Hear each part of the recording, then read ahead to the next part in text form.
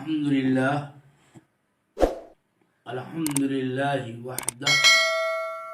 والصلاة والسلام على من لا نبي بعده أما بعد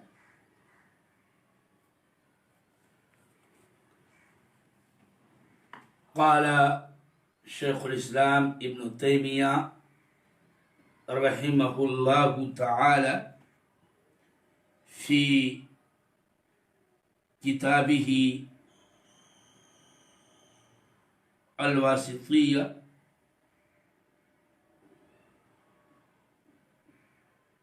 إن هذا القرآن يقص على بني إسرائيل أكثر الذي هم فيه يختلفون وقوله تعالى وهذا كتاب أنزلناه مبارك وقوله لو أنزلنا هذا القرآن على جبل وقوله تعالى وإذا بدلنا آية مكان آية والله أعلم بما ينزل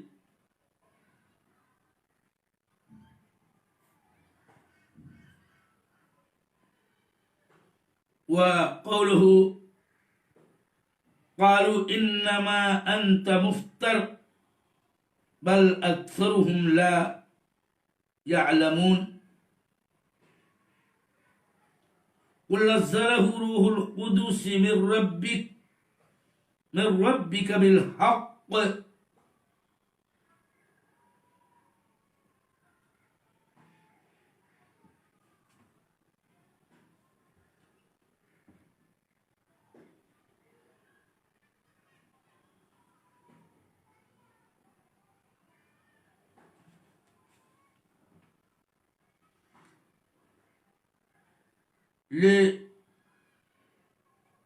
لنثبت الذين آمنوا هدى وبشرى للمسلمين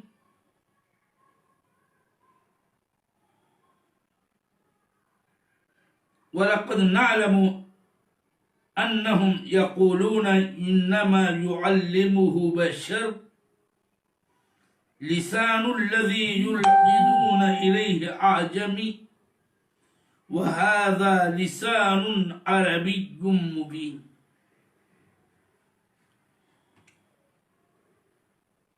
یہ کئی آیات اور ان کے اجزاء شیخ الاسلام ابن تیمیہ نے ذکر کیا ہے جس کو ابھی پڑھنے کی سعادت حاصل کی رسالہ واسطیہ میں ان آیات کو لا کے حافظ ابن تیمیہ رحمہ اللہ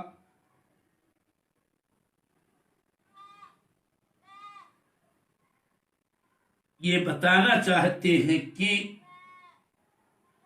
قرآن کریم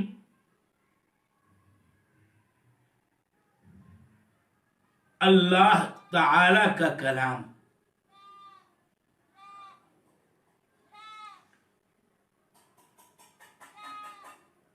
اس کا لفظ بھی اس کا معنی بھی اور یہ کہتے ہیں کہ کلام اللہ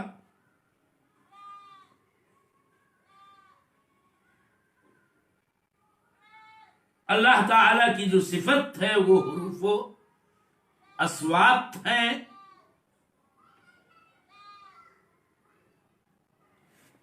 اور کلام اللہ سنا جاتا ہے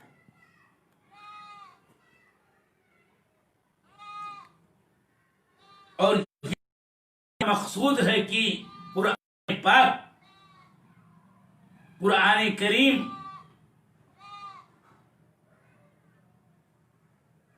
یہ قرآن ہے، کتاب ہے، اور معنی کے لحاظ سے قرآن و کتاب ایک ہی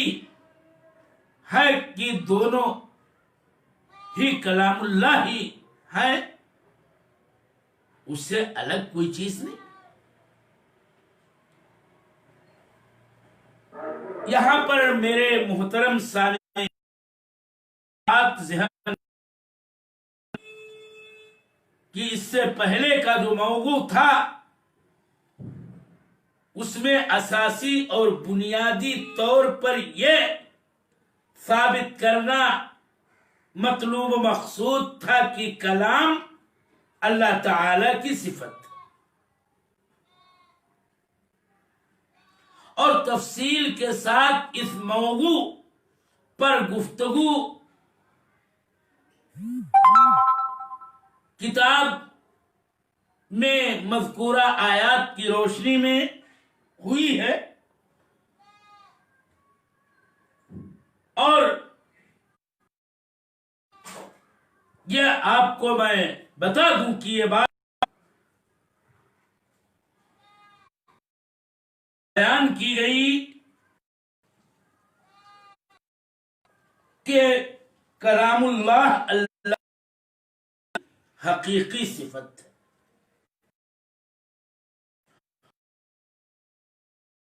قدیم النوع حادث اور اللہ تعالی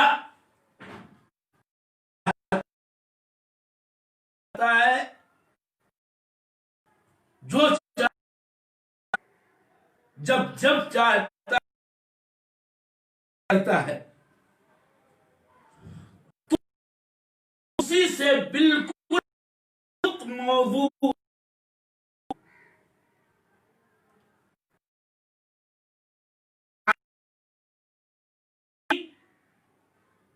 جن کو میں نے پڑھا ان آیات میں اساسی طور پر یہ موضوع ہے، اور جس کا بیان مقصود ہے کہ قرآن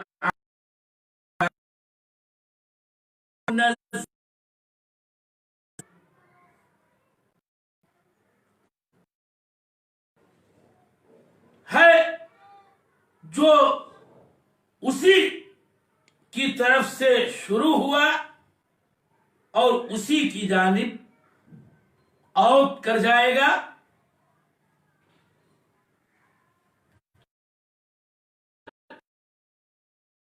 موضوع گفتگو یہ ہے کہ جس میں عقیدہ اہل سنت کا بیان ہے، اور وہ یہ ہے کہ ان القرآن کلام اللہ منزل منہ بدأ وإلیہ یعود،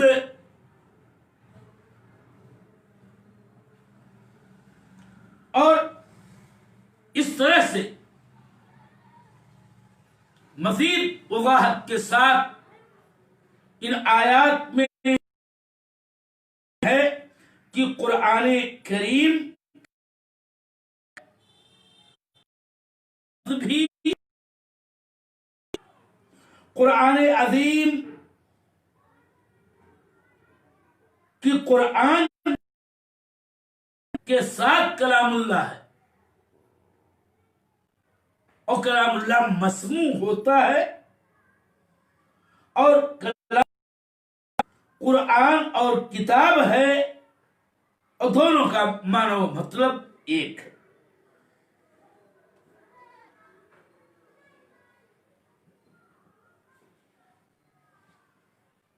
اہل سنت والجماعت کا قول،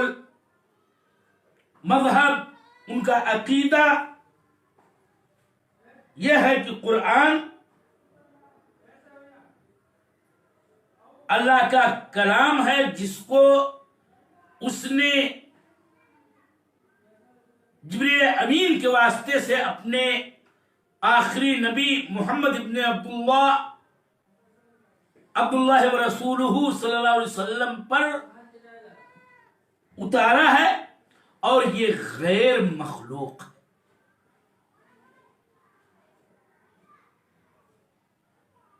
اسی سے اس کا آغاز ہوا اور اسی کی طرف عود کر آئے گا، اور انہی نکات کے دلائل کے طور پر شیخ الاسلام ابن تیمیہ رحمہ اللہ نے ان آیات کو یہاں پر ذکر کیا ہے، جن کی نقطہ نقطہ میں تشریح کرتا رہوں گا۔ آج موضوع کی وضاحت کے طور پر کل باتوں کا خلاصہ ہی میں بیان کر رہا ہوں کہ قرآن کلام اللہ، کلام اللہ کے دلائل پچھلے کئی دروس میں ذکر کیے گئے، اور یہ بات واضح طور پر سامنے رکھی گئی کہ کلام اللہ تعالی کی حقیقی صفت، جو اس کی عظمت و کبریائی اور جلال کے شایان شان ہے، اور وہ ہمیشہ سے متکلم ہے، جیسے چاہتا ہے وہ کلام کرتا ہے، جو چاہتا ہے کلام کرتا ہے، جب چاہتا ہے کلام کرتا ہے، اور جس سے چاہتا ہے کلام کرتا ہے، اور اس کے کلام کی نوع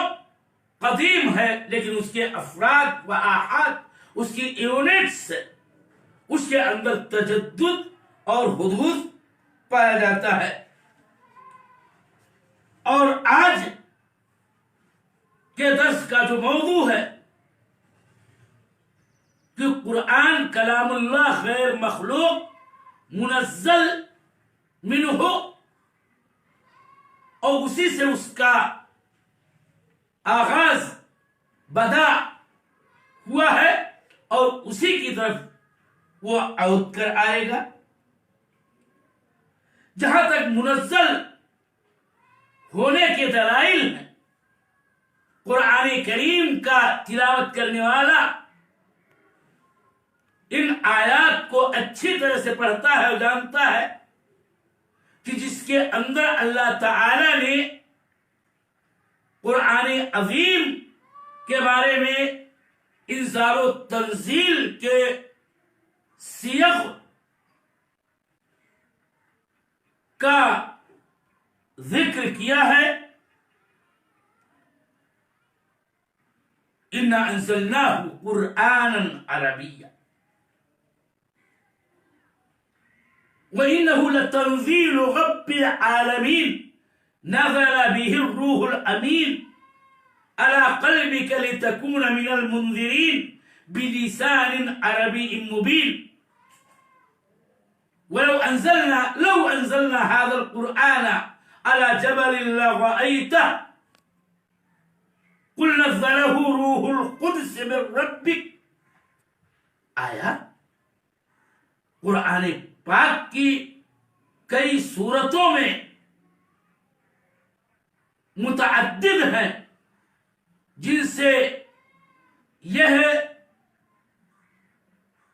صاف طور پر ثابت ہوتا ہے کہ قرآن منزل من اللہ ہے،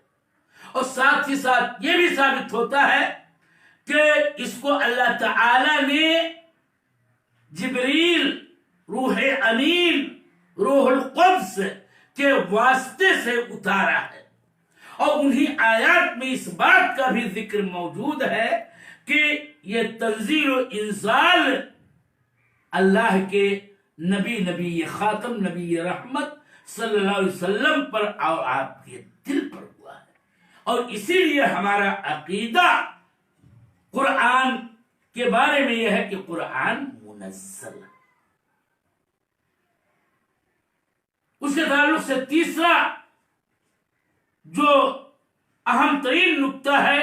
کہ ہمارا اعتقاد ہے کہ قرآن غیر مخلوق ہے. یاد رہے میرے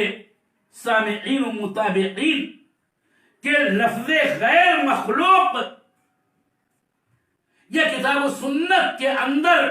وارد نہیں. اس کی واضح دلیل ہو کہ جہاں پر ان لفظوں میں کوئی بات ہو کہ اللہ تعالیٰ نے یا اللہ کے رسول صلی اللہ علیہ وسلم نے کہا ہو کہ مثلا قرآن غیر مخلوق ہے، نہیں. لیکن دلائل بے شمار ہیں اور اس کی طرف اشارہ کیا بھی گیا کہ قرآن جو اللہ کا کلام ہے اور اللہ کا کلام اس کی صفت ہے، اور اللہ تعالی کی ذات اور صفات کے بارے میں ہمارے سنت والجماعت کا عقیدہ یہ ہے کہ القول فی الذات کالقول فی الصفات. جس طرح سے اللہ جل وعلا کی ذات معاذ اللہ خالق مخلوق نہیں، ایسے اس کی تمامی صفات اور انہی میں سے اس کا کلام اس کی صفت ہے وہ بھی یقیناً غیر مخلوق ہے. لیکن بطور عقیدہ اس کا اظہار اور ان لفظوں میں اس کا اقرار اور اس کی شہادت اس لیے بھی ہم دیتے ہیں کہ فرق ضالہ، طوائف مبتدع وغیرہ میں سے جہمیہ اور معتزلہ خصوصیت کے ساتھ یہ اللہ جل وعلا کے کلام کے مخلوق ہونے کی بات کرتے ہیں. جہمیہ صاف طور پر کرتے ہیں، معتزلہ بھی انہی سے مشابہ بات کہتے ہیں یا اور بات کہتے ہیں کہ اللہ اس کلام کو ہم مناسب چیزوں میں پیدا کرتا ہے، جیسے کہ موسیٰ سے کلام شجرہ میں درخت میں پیدا کیا وہکذا. اس لیے فتنہ خلق قرآن کی پوری تاریخ ہر طالب علم کے سامنے ہے اور ہونی چاہیے، اس کا علم ہونا چاہیے. بڑا شدید فتنہ، تو اس فتنے کا اور ان کے اس قول باطل کے تردید کے لیے یہ اہل سنت والجماعت اور اس کے علماء مستند بابصیرت ائمہ کرام رحمہم اللہ نے اپنے قرآن کے بارے میں عقیدے میں اس لفظ کو شامل کیا کہ قرآن غیر مخلوق ہے، تاکہ جہمیہ اور معتزلہ کے قول کی لازماً تردید اور اس کا ابطال ظاہر رہے.